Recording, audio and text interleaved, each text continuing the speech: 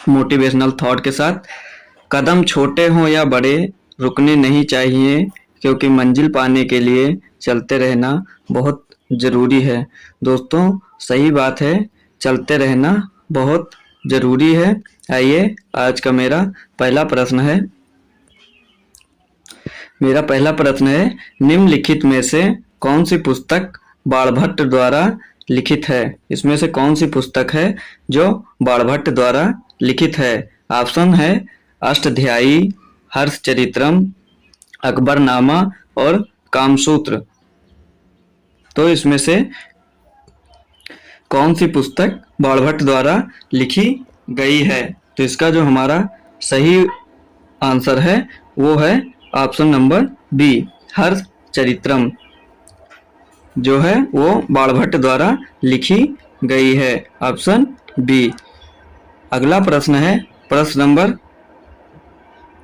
कुछ महत्वपूर्ण बिंदु देख लेते हैं इसमें। बाणभट्ट द्वारा लिखित पुस्तक हर्षचरित्रम है। बाणभट्ट 7वीं शताब्दी के संस्कृत गद्य लेखक और कवि थे। वह राजा हर्षवर्धन के दरबारी कवि थे। किसके दरबार के कवि थे? तो वो थे राजा हर्षवर्धन के। बाणभट्ट द्वारा रचित कादम्बरी दुनिया का पहला उपन्यास है। दुनिया का पहला उपन्यास कौन सा है? तो वह है कादम्बरी। और कुछ देख लेते हैं लेखक और पुस्तक। अकबरनामा किसने लिखी थी? तो अबुल फजल ने लिखी थी। मालविकाग्निमित्रम कालिदास द्वारा लिखी गई थी। अष्टध्यायी पाणिनि ने लिखी थी। रामायण वाल्मीकि ने लिखी थी। महाभारत वेद व्यास ने लिखी थी। अर्थशास्त्र चाणक्य ने लिखी थी। कामसूत्र वात्स्यायन ने लिखी थी। बुद्ध चरित्र अश्वघोष ने लिखी थी। महाभाष्य पतंजलि। मेघदूत कालिदास। पंचतंत्र विष्णु शर्मा। मुद्रा राक्षस विशाखादत्त ने। और गीत गोविंद जयदेव ने लिखी थी। बृहत संहिता ब्राह्मीर ने लिखी थी। सूर्य सिद्धांत आर्यभट्ट ने। और नाट्यशास्त्र भरत मुनि ने लिखी थी।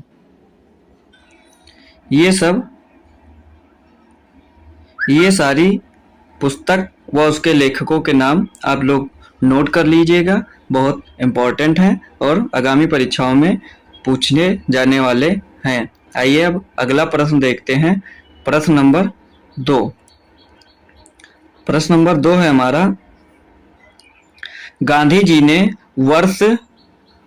किस वर्ष में अहमदाबाद में सूती मिल श्रमिकों के साथ लेकर एक सत्याग्रह का आयोजन किया था? किस वर्ष में अहमदाबाद में सूती मिल के श्रमिकों को लेकर एक सत्याग्रह का आयोजन किया था? ऑप्शन है 1915, ऑप्शन बी है 1918, ऑप्शन सी है 1929 और ऑप्शन डी है 1921।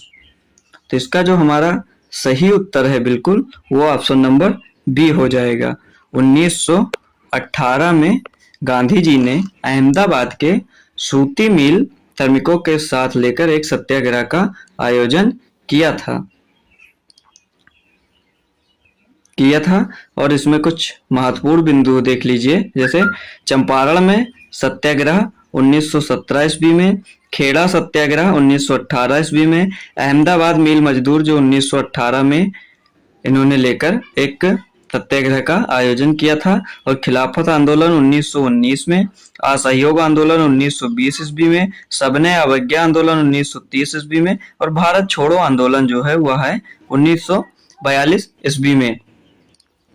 अगला प्रश्न है प्रश्न नंबर 3, कह रहा है 1919 में जलियांवाला बाग हत्याकांड कहाँ हुआ था? जलियांवाला बाग हत्याकांड कहाँ हुआ था?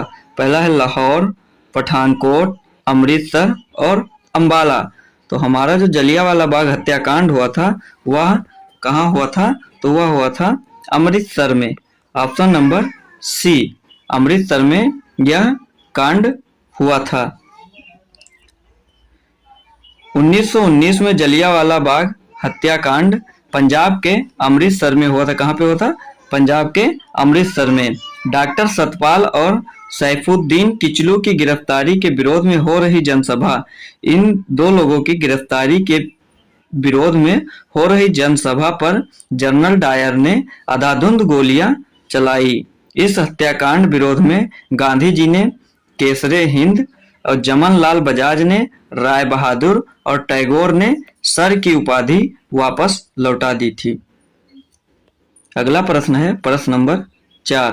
प्रश्न नंबर 4 हमारा कह रहा है निम्नलिखित में से कौन सी पुस्तक मेगास्थनीज द्वारा लिखित है?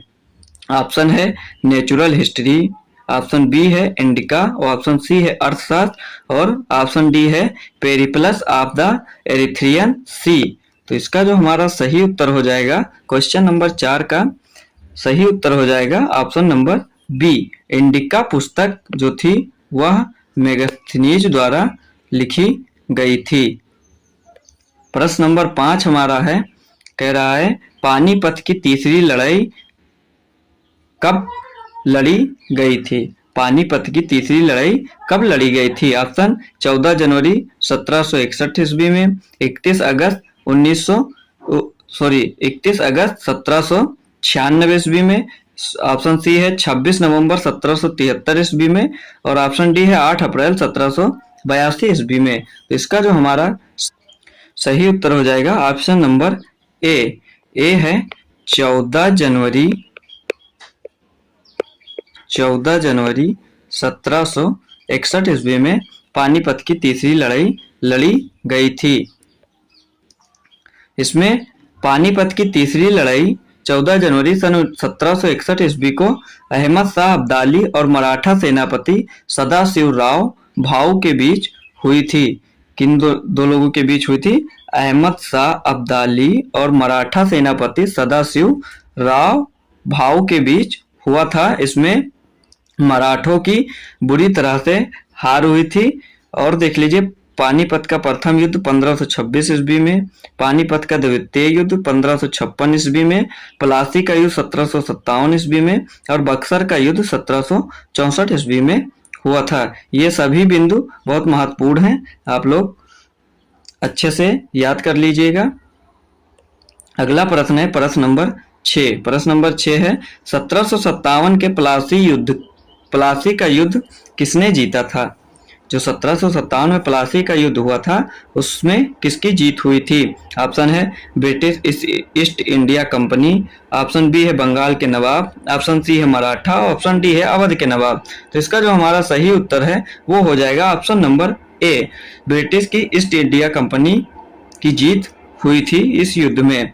प्रश्न नंबर 7 है हमारा निम्नलिखित में से सर्वाधिक अभिक्रियाशील धातु कौन सी है? ऑप्शन है पोटेशियम, एल्यूमिनियम, सिल्वर और आयरन। तो इसमें जो हमारा सही उत्तर है वह हो जाएगा potassium, option number A. Potassium जो धातु है वह सर्वाधिक अभिक्रियाशील धातु है। अगला प्रश्न है प्रश्न नंबर 8 कह रहा है निम्नलिखित में से कौन सी एक जल जनित बीमारी है? जो जल जनित बीमारी है वह कौन सी है? ऑप्शन ए है निमोनिया, सामान्य जुखाम, हैजा और कंठमाला। तो इस प्रश्न का प्रश्न नंबर 8 का सही उत्तर हो जाएगा ऑप्शन नंबर सी। हैजा रोग जो है वह जल जनित बीमारी है। इससे और अन्य बीमारियां हैं जैसे पेचिस भी एक जल जनित बीमारी है और एक हो जाएगा पोलियो भी जल जनित बीमारी है और एक हो जाएगा आपका ट्रेकोमा जो है वो आंख के रोग से संबंधित है लेकिन वो जल जनित बीमारी है ट्रेकोमा। अगला प्रश्न है प्रश्न नंबर 9 किस संशोधन के तहत गोवा को पूर्ण राज्य का दर्जा दिया गया था? किस संशोधन के तहत गोवा को पूर्ण राज्य का दर्जा दिया गया था? संशोधन से तात्पर्य मतलब संविधान के किस संशोधन के तहत गोवा को पूर्ण राज्य का दर्जा दिया गया था? ऑप्शन है 56वें, 61वें, 71वें और 52वें। तो इसमें जो हमारा सही उत्तर है वह हो जाए 56वें, ऑप्शन नंबर ए। 56वें संविधान संशोधन के तहत गोवा को पूर्ण राज्य का दर्जा मिल गया था। प्रश्न नंबर 10 है हमारा नेहरू रिपोर्ट 1928, नेहरू रिपोर्ट 1928 निम्न में से संबंधित है। जो नेहरू की रिपोर्ट 1928 की थी वो किससे संबंधित थी? ऑप्शन ए शिक्षा में सुधार, ऑप्शन बी है संवैधानिक ढांचा, ऑप्शन सी है सांप्रदायिक पुरस्कार और ऑप्शन डी है सूरत विभाजन। तो इसका प्रश्न नंबर 10 का सही उत्तर हो जाएगा संवैधानिक ढांचा। ऑप्शन नंबर बी जो है वह संवैधानिक ढांचा से नेहरू रिपोर्ट 1928 संबंधित है। नेहरू रिपोर्ट मोतीलाल नेहरू जी के द्वारा भारत के लिए प्रस्तावित नए अधिराज्य के संविधान की रूपरेखा थी। किसकी रूपरेखा थी? संविधान की रूपरेखा थी, जिसे संवैधानिक ढांचा भी कहा जाता है। 15 अगस्त 1928 की नेहरू रिपोर्ट 28 अगस्त को स्वीकृत एक नई डोमिनियन स्थित और सरकार के एक संघीय ढांचे के लिए अपील करने के लिए एक ज्ञापन था। जो नेहरू रिपोर्ट 1928 ईस्वी की थी वह संवैधानिक ढांचा से संबंधित थी। अगला प्रश्न हमारा प्रश्न नंबर 11 है, निम्नलिखित नदियों में से कौन कृष्णा की सहायक नदी नहीं है? तो इसमें से ऑप्शन है बेन्ना नदी, बेतवा नदी, भीमा नदी और कोयना नदी। इन ऑप्शन में जितनी नदियां हैं पूछ रहा है क्वेश्चन कि इसमें से कौन सी नदी जो है वह कृष्णा नदी की सहायक नदी नहीं। तो इसमें हमारा सही उत्तर है वह है बेतवा। बेतवा नदी जो है वह कृष्णा नदी की सहायक नदी नहीं है। बेतवा नदी के बारे में जानकारी और लेते हैं। जैसे बेतवा नदी कृष्णा नदी की सहायक नदी नहीं है। बेतवा नदी यमुना नदी की सहायक नदी है। किस नदी की सहायक नदी है? तो वह हो जाएगी यमुना नदी की। बेतवा नदी मध्य प्रदेश राज्य में बहने वाली एक नदी है। किस राज्य में बहती है बेतवा नदी? तो वो हो जाएगा मध्य प्रदेश राज्य में बहने वाली है। बेतवा नदी मध्य प्रदेश के रायसेन जिले के कुम्हारा गांव से निकलती है। कहां से निकलती है दोस्तों? तो मध्य प्रदेश के रायसेन जिले के कुम्हारा गांव से निकलती है। बेतवा नदी बुंदेलखंड क्षेत्र की सबसे लंबी नदी है, जो 480 किलोमीटर है। 480 किलोमीटर है सबसे लंबी नदी। कृष्णा नदी की लंबाई जो है वह 1401 किलोमीटर है। कृष्णा नदी की सहायक नदियों में तुंगभद्रा, मूसी, वरला, दूधगंगा, पंचगंगा, घाट प्रभा, माल प्रभा आदि नदियां कृष्णा नदी की सहायक नदियां हैं। दोस्तों आप सभी लोग इस पॉइंटों को जरूर ध्यान से पढ़िएगा और अपने कॉपी में नोट भी कीजिएगा। अगला प्रश्न है प्रश्न नंबर 12। प्रश्न नंबर 12 कह रहा है नर्मदा नदी पर कौन सा बांध बना है? बहुत अच्छा प्रश्न है। पूछ रहा है नर्मदा नदी पर कौन सा बांध बंधा है? ऑप्शन ए सरदार सरोवर बांध, आधिया बांध, टिहरी बांध और हीराकुंड बांध। तो इसका जो हमारा सही उत्तर है वो हो जाएगा सरदार सरोवर बांध। Option number A Sardar Sarovar बांध जो है वह नर्मदा नदी पर बना है। नर्मदा नदी पर सरदार सरोवर बांध है।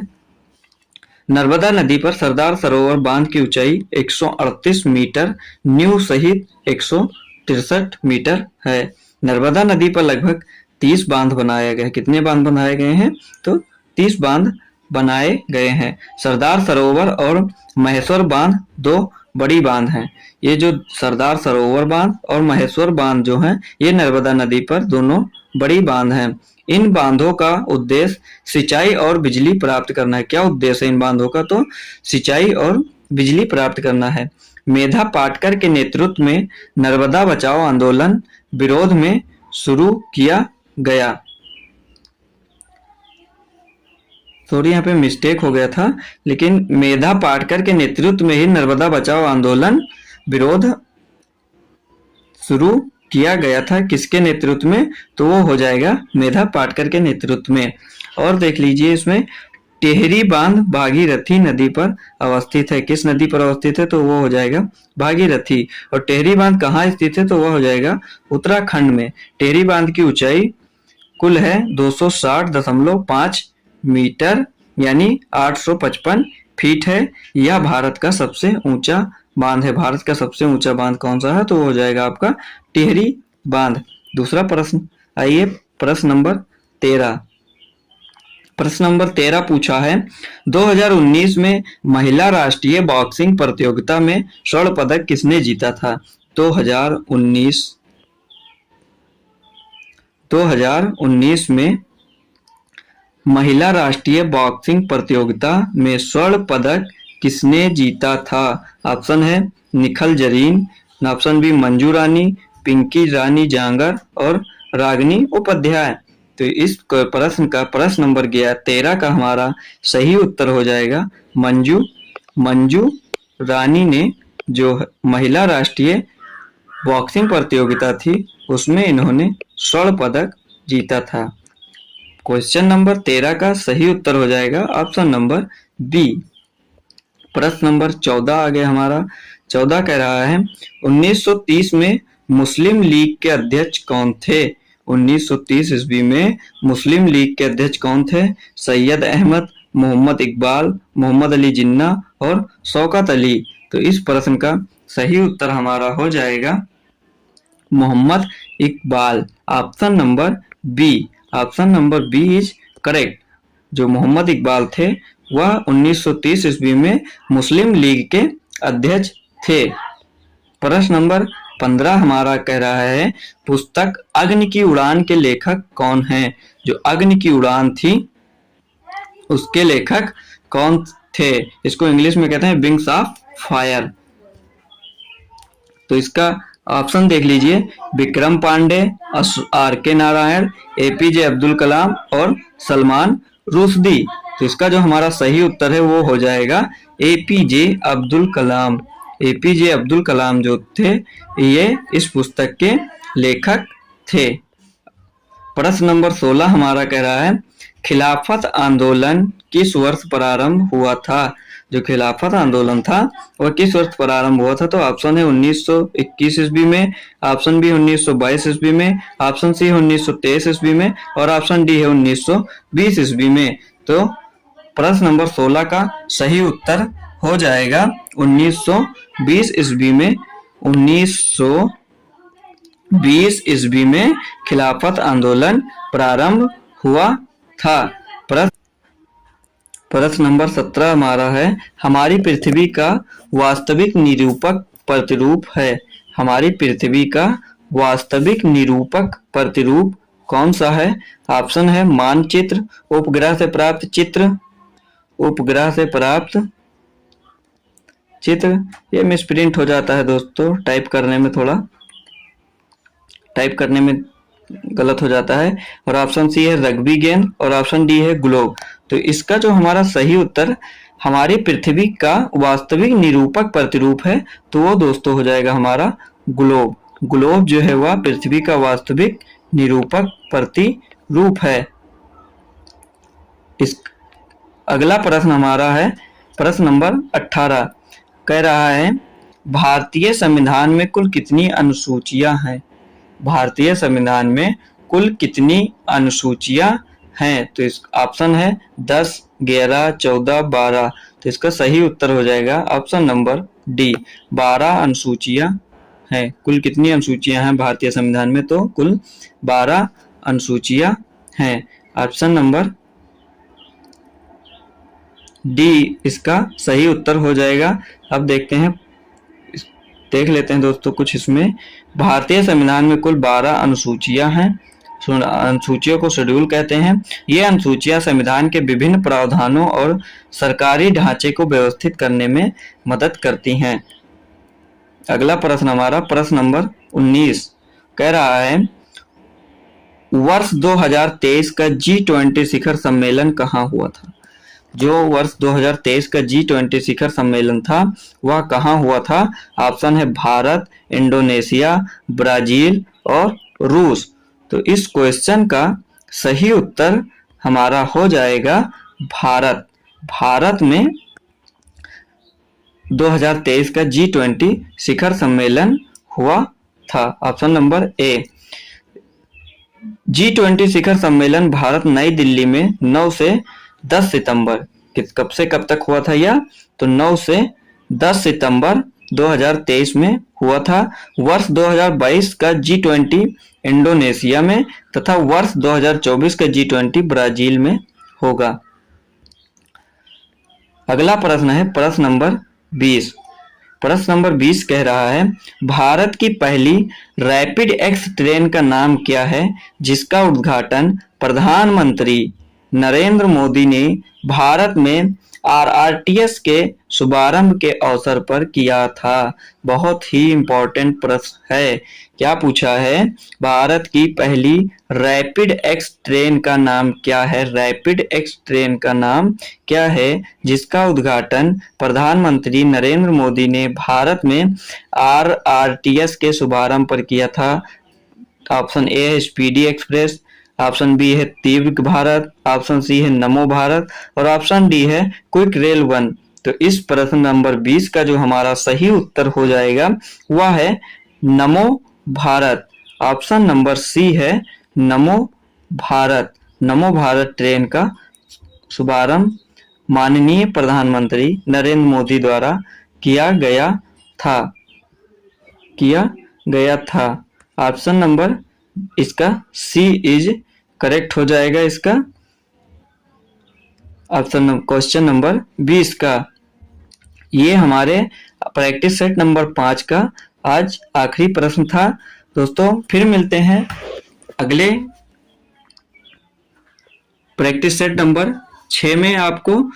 और अगर आशा करता हूं आपको यह वीडियो पसंद आई होगी। बहुत ही अच्छे प्रश्न थे जिस पे हम लोगों ने चर्चा की। अगर वीडियो पसंद आई हो तो लाइक करें, कमेंट करें, शेयर करें और चैनल पर नए हो तो सब्सक्राइब करें और जरूरतमंद लोगों तक शेयर करना ना भूलें। Thank you so much.